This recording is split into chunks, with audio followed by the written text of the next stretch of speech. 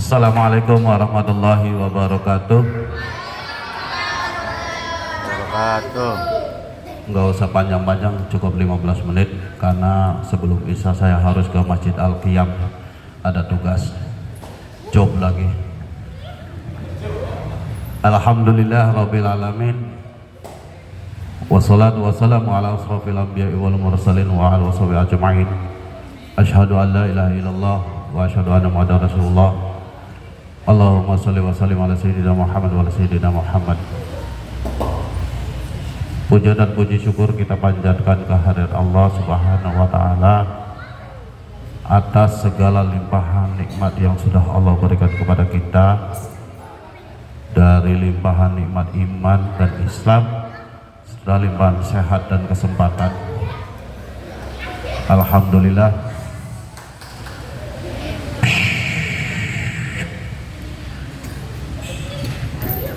pada sore menjelang malam, maghrib menjelang isya, kita bisa berkumpul di tempat yang mulia ini, dan mudah-mudahan kita selalu mendapatkan barokah dari Allah Subhanahu wa taala. Amin ya rabbal alamin. Lagi puyeng. Adik-adik, bapak-bapak, ibu-ibu hadirin sekalian, ini saya juga lagi ngeblank karena pikirannya lagi ngambang, karena saudara-saudara kita yang di Sumatera, di Tapanuli, Sibolga, kemudian di Aceh, dan wabil khusus tempat kelahiran istri saya. Di sana ada orang tua, mertua saya, adik-adik saya, paman saya, keluarga dari istri yang sedang tertimpa bencana musibah banjir. Jadi ada 4 kecamatan sudah hilang, 4 kecamatan hilang di Aceh Tamiang. Bahkan Gubernur Aceh sudah menyatakan bahwa Tamiang di Aceh itu sudah masuk sebagai tsunami kedua dari tahun 2004. Di Aceh Kuala Simpang sendiri kurang lebih ada 400 yang sudah meninggal, baik itu bapak-bapak, ibu-ibu, anak-anak. Kemudian juga 400 lebih juga hilang, dan termasuk di tempat kelahiran istri saya di Karangbaru, itu rumahnya sudah hangus, sudah hanyut terbawa arus, sudah rata dengan tanah. Satu kampung ya, kalau Jalan Bima itu satu kampung itu udah rata. Itu informasi dari sana. Kalaupun ketika saudara-saudara kita yang di sana sudah diselamatkan akibat bencana banjir, tapi mereka juga lagi sedang kelaparan. 1 minggu tidak ketemu dengan yang namanya sembako. Dia menahan rasa lapar, menahan rasa haus, sehingga ada orang yang mengatakan bahwa penduduk di daerah Aceh itu seperti zombie. Tahu zombie? Mereka benar-benar kelaparan, semua dijarah. Yang penting bagaimana dia itu kenyang, karena sudah berhari-hari tidak makan, miris, sampai ada yang minum air lumpur, air sungai dicampur dengan air sampolai lah kalau orang bilang, sirup gitu kan. Jadi sangat miris, sehingga banyak yang sakit, diare, sampai ada yang meninggal. Dilema bagi mereka itu. Dan alhamdulillah, walaupun rumah kami yang di Aceh itu sudah hangus, hanyut, hilang, dapat informasi, dapat kabar bahwa keluarga kami itu terselamatkan. Alhamdulillah, itu juga berkat doa dari jamaah sekalian. Namun yang sangat sekarang lagi istri dan saya sendiri lagi sedikit, orang bilang sih lagi cengeng, sedih karena ayah mertua yang sedang sakit keras karena yaitu menahan lapar, makan seketemunya. Jadi ya mudah-mudahan Allah angkat penyakitnya, Allah beri kesembuhan. Begitu juga dengan saudara-saudara kami yang ini adalah pelajaran buat kita. Makanya kenapa orang-orang Aceh bilang saya kuat, itu adalah teguran bagi saudara-saudara kita yang diselamatkan oleh Allah, yang tidak terkena bencana. Orang-orang Sumatera itu memang kuat menahan ujian, cobaan, mereka kuat karena mereka semuanya insya Allah di daerah saya itu alim, banyak ulama, banyak santri, banyak orang-orang soleh. Waktu saya menikah saja, kalau mau menikah syaratnya harus bisa mengaji. Kalau tidak bisa mengaji, tidak boleh menikah. Alhamdulillah, karena mereka sabar dalam menghadapi ujian, sebagaimana di dalam Al-Quran, saya juga lupa. Yang jelas depannya itu wala nabluwanukum bisyai'in minal khaufi wal ju'. Al-ayah, lanjutannya saya juga kurang hafal. Artinya bahwa Allah akan menguji hambanya itu dengan rasa ketakutan, rasa lapar, rasa haus. Mereka sedang diuji. Makanya ketika orang Aceh, aku kuat, aku kuat, aku kuat, padahal batinnya menangis, meminta bantuan kepada saudara-saudara kita yang tidak tertimpa bencana. Itulah sekilas. Makanya kita yang hadir di sini, yang ada di sini, sangat bersyukur masih diberi pertolongan sama Allah Subhanahu wa Ta'ala. Bapak-bapak, ibu-ibu hadirin sekalian,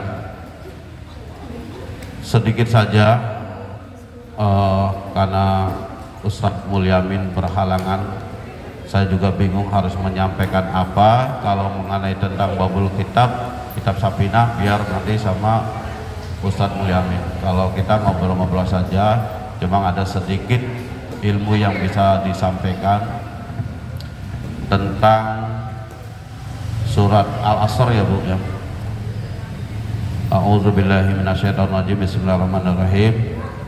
Wal asri innal insana lafi khusrin illa illal ladzina amanu wa amilus solihati wa tawassaw bil haqq wa tawassaw bis sabr. Adik-adik, teng dong.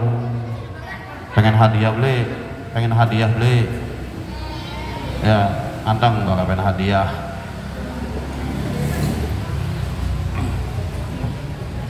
Surat Al-Asr ini sudah hafal oleh ibu-ibu, oleh bapak-bapak, bahkan sama anak-anak ya.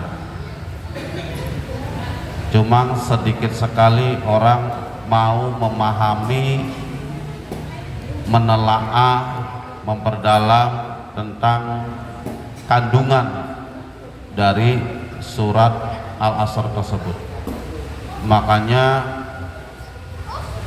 Imam Syafi'i rahimakumullah pernah mengatakan, lau tadabarun nas hadhihi suratul lau sa'athum.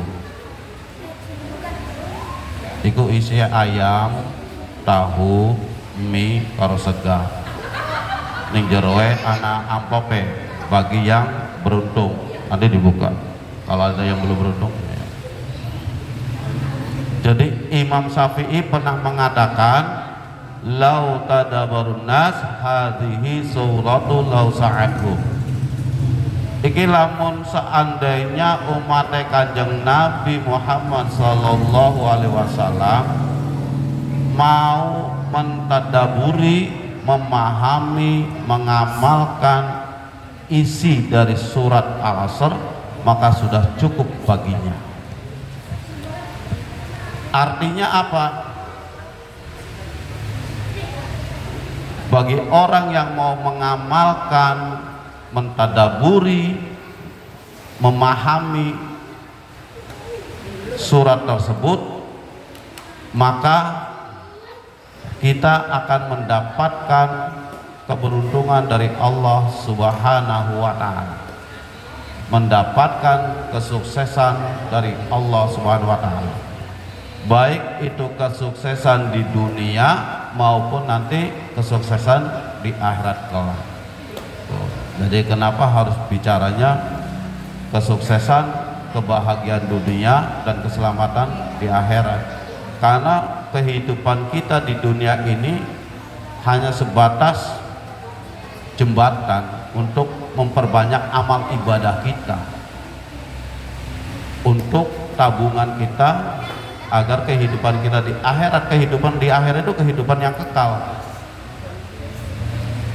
Jadi kehidupan kita ini di sini tuh hanya sementara, disuruh sama Allah agian mumpung masih urip, umur kita itu paling suwe-suwe 60, 63, bonusnya 70 sampai 80, bahkan sampai 100.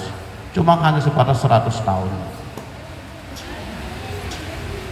Beda dengan umat-umatnya nabi-nabi yang sebelumnya, Nabi Muhammad terdahulu ya, itu sampai ribuan tahun.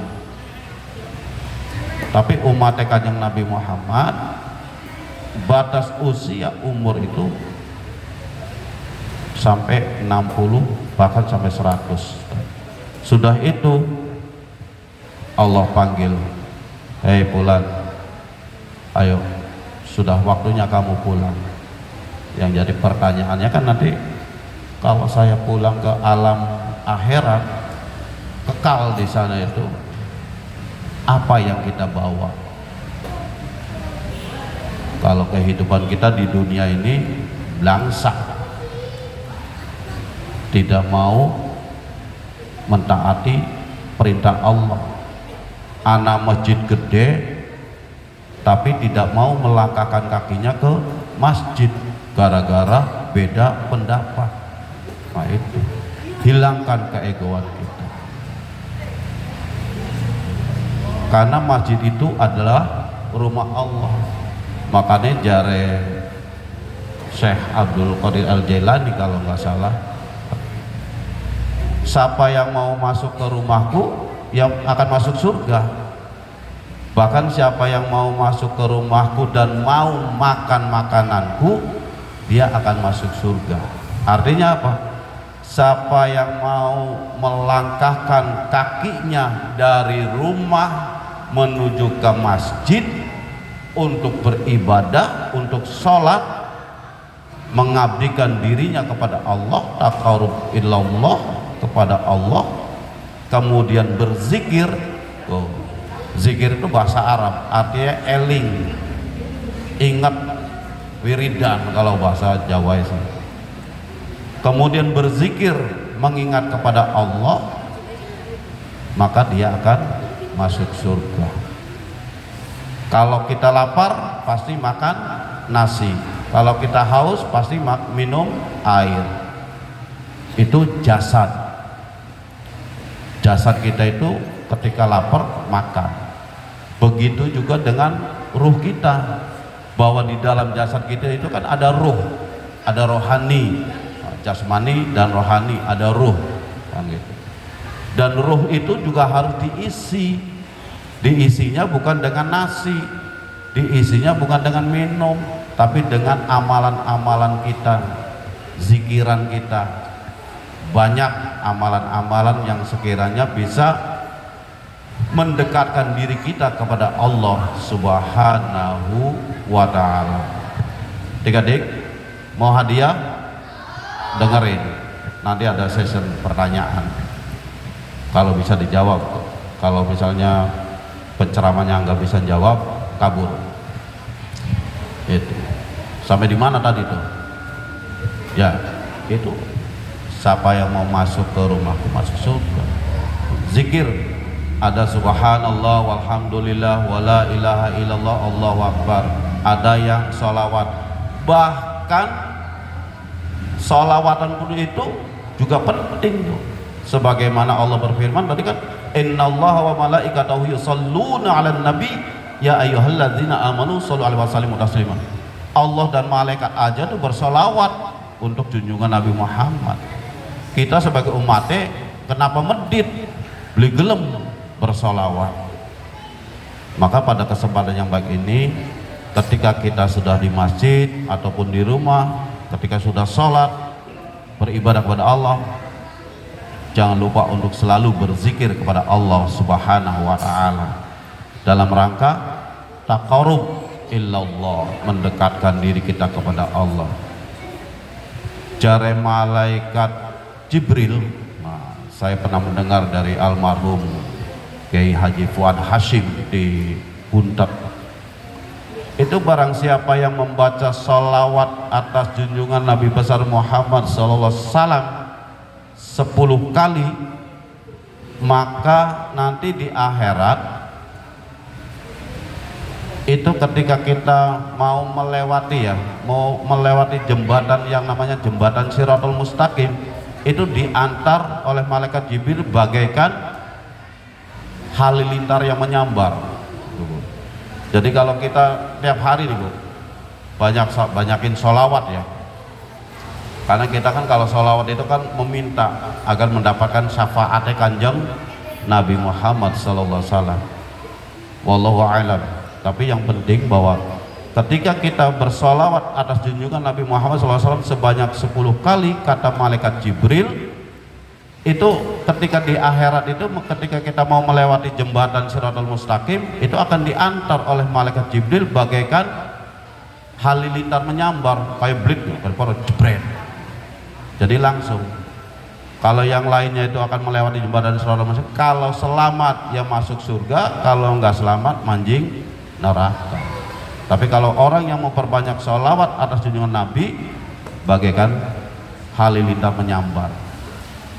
Begitu juga kata malaikat pencabut nyawa. Malaikat siapa ya? Malaikat pencabut nyawa siapa namanya? Ada yang tahu?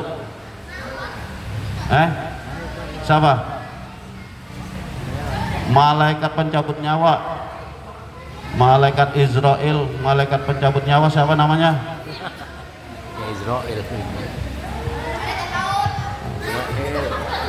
Kata malaikat pencabut nyawa, malaikat Israel, sapa wonge kang baca sholawat atas junjungan Nabi Muhammad sallallahu alaihi wasallam 10 kali, maka ketika kita sedang menghadapi sakaratul maut, itu bakal dicabut nyawa itu bagaikan rambut berada di adonan roti. Paham ya Bu ya?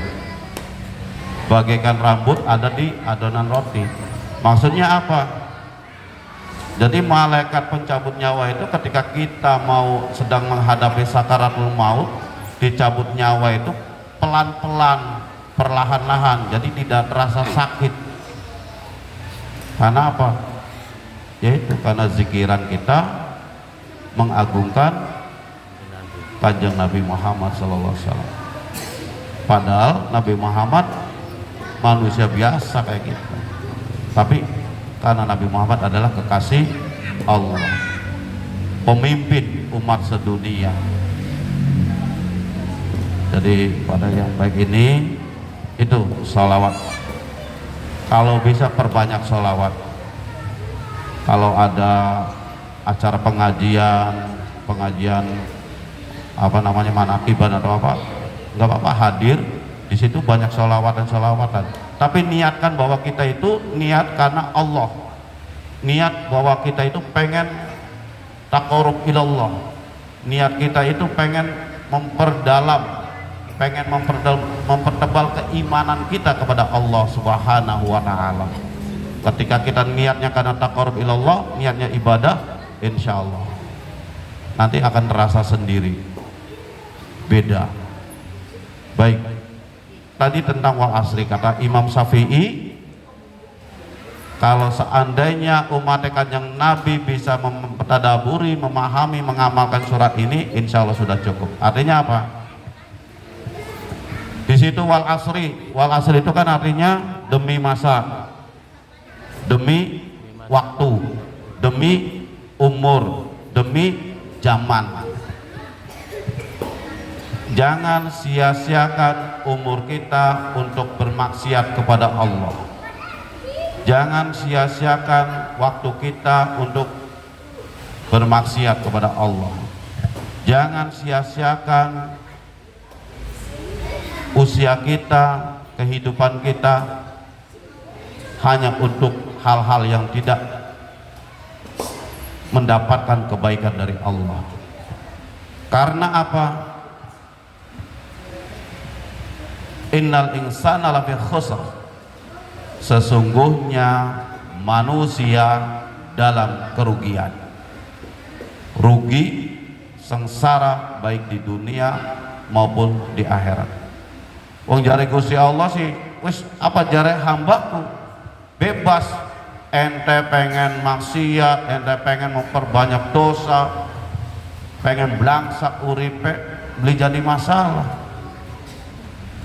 Pengen ibadah, pengen taat, mangga yang Allah ku beli butuh kang arane manusia. Allah tidak butuh yang namanya kita sebagai hambanya, tapi justru kita lah sebagai hambanya, sebagai manusia butuh Allah. Karena apa? Antumul ilallah, antumul fuqara ilallah, wallahu al-ghaniyul hamid. Wong kita ku fakir urip ning dunia iki. Di hadapan Allah itu fakir, miskin. Allah itu maha kaya. Makanya apa? Silakan ente pengen berbuat zalim, berbuat dosa, bermaksiat, silakan. Allah tidak pernah melarang. Tapi ingat, Allah akan mengancam kepada siapa saja yang tidak mau beriman kepada Allah. Inna azabi lasyadid. Azab Allahku sangat pedih. Masih urip tidak terasa. Engkau lamun kita wis mati nembe kerasa, ya Allah jaluk tolong semenit baik urip nang isun pengen beribadah, isun pengen bersedekah. Yang kerasa anak nih hadisnya nanti dijelaskan oleh Pak Handoyo atau Pak Kardi tentang hadis yang itu, bahwa orang yang meninggal itu sebenarnya tuh pengen minta dihidupkan kembali hanya 1 menit, semata-mata pengen 1 menit itu pengen beribadah kepada Allah, pengen bersedekah kepada Allah. Makanya apa? Silahkan, illa kecuali alladzina amanu, orang-orang yang beriman.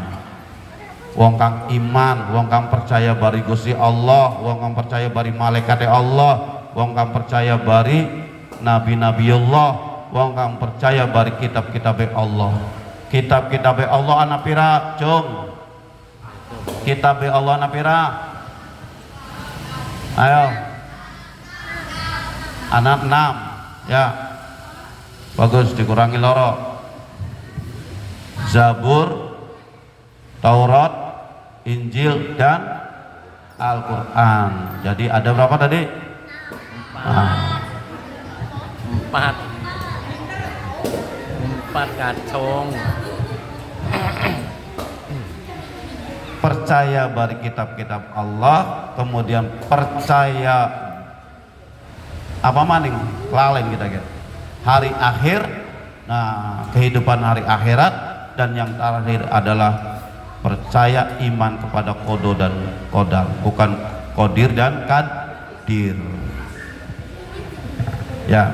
Percaya dengan kodo dan ketentuan Allah, bahwa semuanya itu adalah kehendak Allah.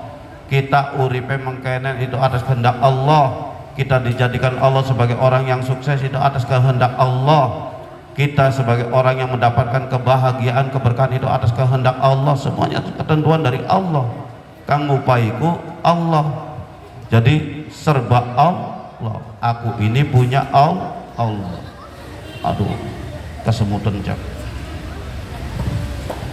Illal ladzina amanu, orang-orang yang beriman kepada Allah, wa amilu solihati, dan orang yang beramal soleh.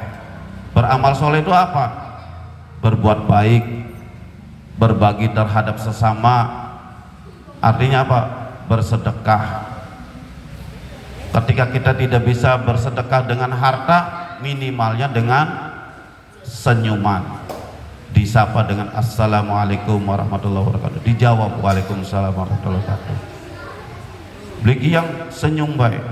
Jadi lamun pengen akeh sedekah ka Bu, ning jalan ka senyum bae nyengir bae, sing esok sampai sore kan nyengir bae di apa. Insyaallah oleh pahala. Itu sedekah paling ringan.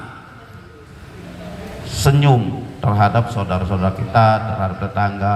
Tapi senyumnya Kang, senyum manis. Kayak ibu-ibu senyumnya senyum manis aja, senyum sinis. Gitu. Ya Bu ya. Wa amilus solihati, berbagi. Nah, kesempatan di berbagai daerah ada bencana, di Sumatera, di apa. Nah, ini satu kesempatan untuk kita berbagi terhadap saudara-saudara kita yang membutuhkan. Bukan hanya sebatas materi, bisa berbentuk pakaian layak pakai, sembako dan lain-lain. Karena di sana benar-benar lagi dibutuhkan. Nanti disalurkan kepada siapa? Banyak lembaga-lembaga amal zakat, amil zakat.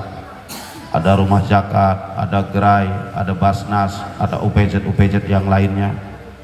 Kemudian ada zakat center, banyak. ACT, kemudian juga ada DT Tauhid. Banyak lembaga-lembaga yang sedang berjuang. Bisa melalui kita, bisa juga. Bahkan mungkin bisa dikumpulkan melalui Masjid Al-Fitron. Nanti Masjid Al-Fitron bekerja sama dengan Basnas, minta tolong disalurkan ke saudara-saudara kita. Pakaian layak pakai, daripada nggak sepet, mendingan buat saudara-saudara kita yang di sana yang membutuhkan. Wa amilu solihati, singkat saja. Wa tawasaw bil haq, saling mengingatkan, saling menasihati tentang kebaikan. Tugas kita di dunia menegakkan amar ma'ruf nahi munkar. Wal takum minkum ummatun yad'una ilal khair wa ya'muruna bil ma'rufi wa yanhauna 'anil munkar wa ulaika humul muflihun.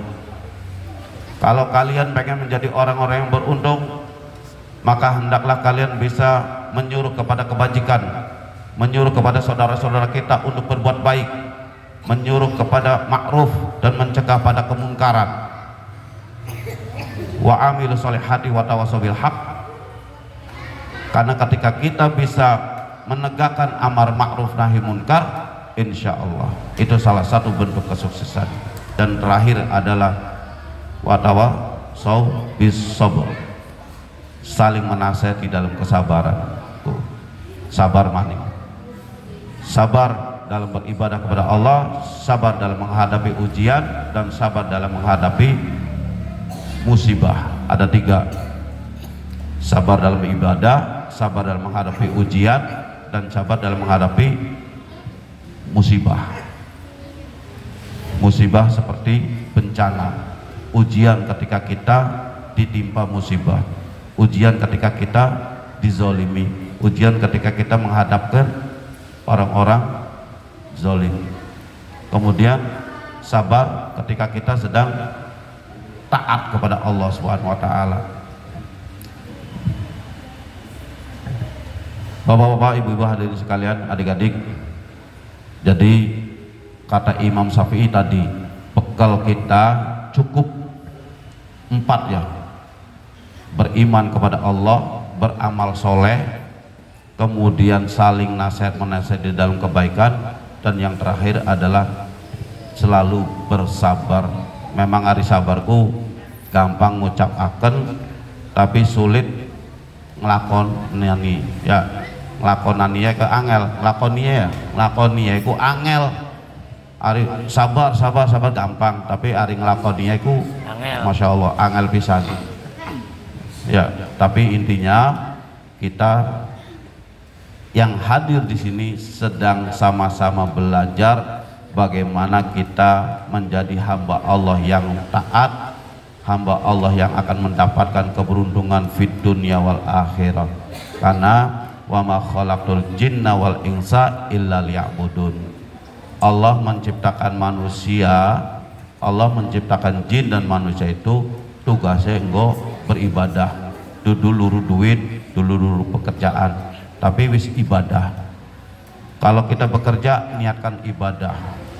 Kalau kita berdagang, niatkan kita ibadah. Kalau kita beribadah, niatkan untuk ibadah kepada Allah. Semuanya itu ibadah kepada Allah.